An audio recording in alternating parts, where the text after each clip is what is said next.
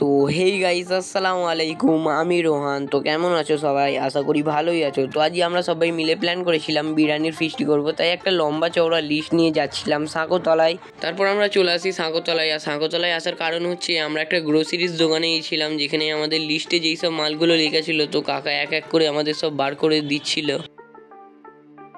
আর এদিকে দেখো, এই মালটা সব আলু ফালু তুলছে, কারণ কি একটু ভালো আলু চেনা জানে। তারপর এক এক করে যেই সব মালগুলো আমরা কিনেছিলাম সেই মালগুলো ব্যাগে ভরে নিই। তারপর এদের হাতে ব্যাগটা দিয়ে আমরা দুজনে যাচ্ছিলাম ধুলোগড় বাজারে, কারণ কি আমরা ব্রিফের বিরিয়ানি করছি, তাই আমাদের কিছুটা টক দই লাগবে, কারণ কি ম্যারিনেট করার সময়। তাই একটা মিষ্টির দোকানে এসে টক দইটা নিয়ে নিই। তারপর টক দইটা নিয়ে চলে আসি আলিদের ঘরে, কারণ কি আলিদের ঘরেই রান্নাটা হবে। আর আলি ভাই দেখো আমাদের লেগে চা করছে কষ্ট করে। তো আলি ততক্ষণ চা করুক, আর ততক্ষণ আমি আপনাদের দেখে দিই আমাদের টিমের ক্যাপ্টেনটা। তো দেখো, এইটাই হলো আমাদের টিমের ক্যাপ্টেন, আসলে আমার চাচাতো ভাই হয়। তারপর আলি চাটা তৈরি করে নিয়ে চলে আসে, তো সবাইকে দেখাচ্ছে দেখো আমি চা তৈরি করেছি, তো খেয়ে বল কিরকম খেতে হয়েছে।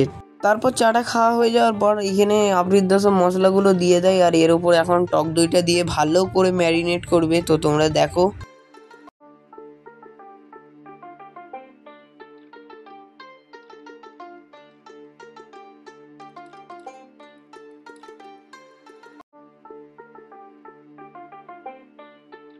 তো এখন এটা ভালো করে ম্যারিনেট হয়ে গেছে, তো আমরা কিছুক্ষণের লেগে একটু বাইরে রাখবো, তারপরে ফ্রিজে পুড়ে দেবো।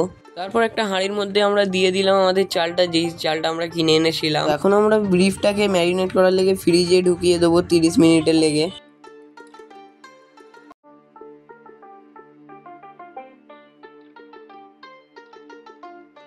তো এই মালটা এখন আলু ছিলছে, দেখতেই পাচ্ছ, মানে অনেকক্ষণ ধরে আলুটা ছিলে মানে ছুরিটাই বেঁকে ফেলেছে, তো আমাকে দেখাচ্ছে এখন।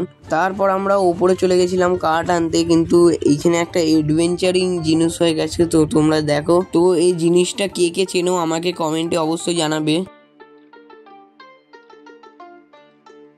মানে তোমরা দেখে বুঝতেই পেরে গেছো আসলে আমরা উপরে কি করতে গেছিলাম আর কি ছিল এইখানে। তো যাই হোক, আমরা কাঠটা নিয়ে চলে আসি। তো এখন আমি যাচ্ছি একটা ভয়ঙ্কর জঙ্গলে, যেখানে আমাকে আনতে যেতে হবে ইট। তো দেখো এইসব যে ইটগুলো সব এর নিচেই সাপ ফাঁপ থাকতে পারে, তাই লাথি মেরে আগে চেক করে নিলাম, তারপরে ইটগুলো এসে রেখে দিই। তারপর এখানে কোনো লাইটের ব্যবস্থা ছিল না, তাই আমরা একটা লাইট জোগাড় করে এটাকে গাছে বাঁধতে হবে, তাই চলে আসি একটা সিঁড়ি আনতে। তো সিঁড়ি আনতে এসেছিলাম, তো আমাদের সাথে একটা জিনিস হয়ে গেল, এটা তালা মারা আছে, তাই ফের গিয়ে চাবিটা এনে আমাদের সিঁড়িটাকে বার করে আনতে হলো। তো আমরা যে এত খাটছি, তোমরা প্লিজ যদি লাইক আর সাবস্ক্রাইবটাই করে দাও তাহলেই হবে।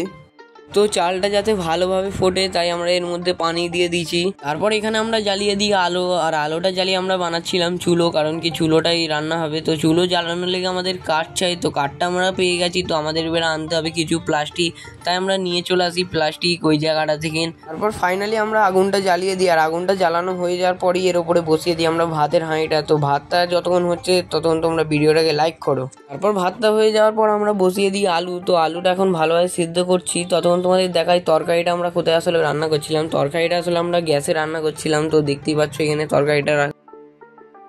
আর এদিকে আমাদের একটা বুবু শসা কাটছিল সালাদ করবে বলে, বাইরে বেরোতেই দেখি আফ্রিদা আলু টেস্ট করছে, তো সেদ্ধ হয়েছে কি না। তো ততক্ষণ বিরিয়ানিটা হোক, আমি ততক্ষণ একটু সাইকেল চালিয়ে নিলাম। তারপরে সাইকেলটা চালানো হয়ে যাওয়ার পর দেখি এখানে ভাত রেডি হয়ে গেছে, তো জাস্ট আমরা একটুখানি আলুটা সেদ্ধ করব। তারপর একচোটে সব কিছু নামিয়ে নিলাম। তো দেখো এখন প্রেসার কুকারটা খোলা হবে। তো দেখো তরকারির কালারটা খুবই সুন্দর হয়েছে, মাশাআল্লাহ। তারপর আমরা ঢেলে দিই তরকারিটা হাঁড়ির মধ্যে। তারপর তরকারিটা ঢালা হয়ে যাওয়ার পর এক এক করে আলু আমরা সব দিয়ে দিলাম হাঁড়ির মধ্যে। এবারে ভাতটা রেডি হয়ে গেছিলো, তো ভাতটাও আমরা হাঁড়ির মধ্যে দিয়ে দিলাম। তো এখন এবারে বিরিয়ানি লাগছে, কারণ কি সিনটা খুবই তখন ছাড়ছিল।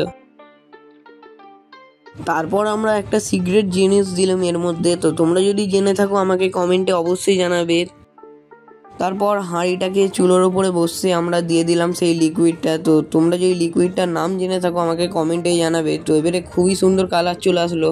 এবার আমরা 30 মিনিটের লেগে বিরিয়ানিটাকে দমে বসিয়ে দিলাম। তো 30 মিনিট পর দেখা হবে। তো 30 মিনিট কমপ্লিট হয়ে গেছে। তারপর আমরা হাঁড়িটাকে চাগিয়ে নিয়ে যাচ্ছিলাম বাড়ির ভেতরে, কারণ কি বাইরে তো আর খাওয়া যাবে না, তাই বাড়ির ভেতরে। আর বাড়ির ভেতরে আসতেই আমরা প্রথমে সালাদটাকে রেডি করলাম ভালোভাবে নুন দিয়ে মাখিয়ে পুরো একদম রেডি করে দিলাম। এবার এখানে সব বসে পড়েছে প্লেট নিয়ে খাওয়ার লেগে।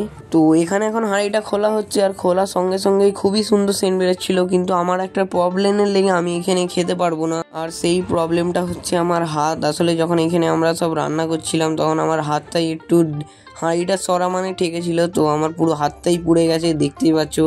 তাই বাড়িতে বাধ্য হয়ে ভাতটা নিয়ে এসে আমার মা আমাকে খাইয়ে দিল।